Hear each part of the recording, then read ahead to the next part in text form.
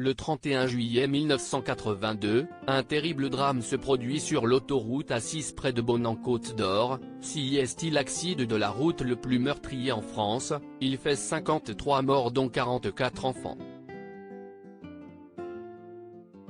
Des victimes qui se trouvaient pour la plupart à bord d'un autocar qui était en route, avec un autre, vers une colonie de vacances en Savoie.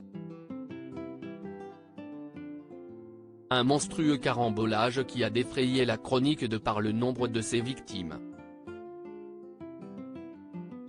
62 personnes ont survécu, et parmi elles, Sylvie.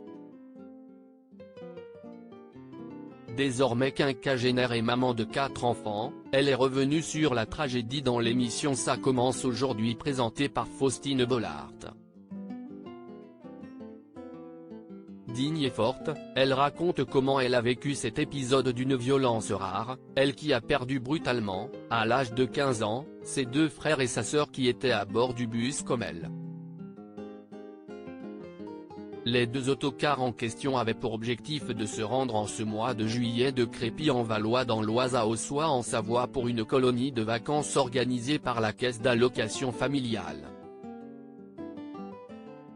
C'est ainsi que Sylvie était avec toute sa fratrie, mais également des cousins et des cousines pour ce voyage qui devait être de sympathiques vacances.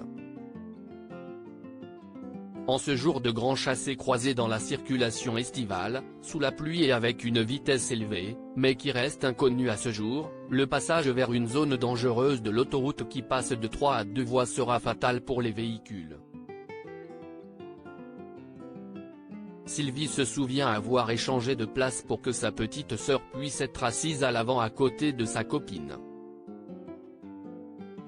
Elle est alors allée se placer au fond du véhicule, ce qui lui permettra d'avoir la vie sauve, mais pas sa sœur. Ça, c'est une chose avec laquelle j'ai du mal, j'aurais dû rester avec elle.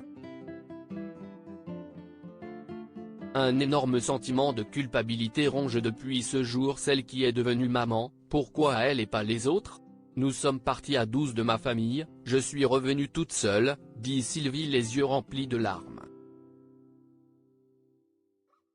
En venant sur le plateau, elle veut penser à toutes les personnes mortes, sa famille comme les autres, ainsi qu'aux rescapés, comme elle, qui ont dû continuer, voire réapprendre, à vivre.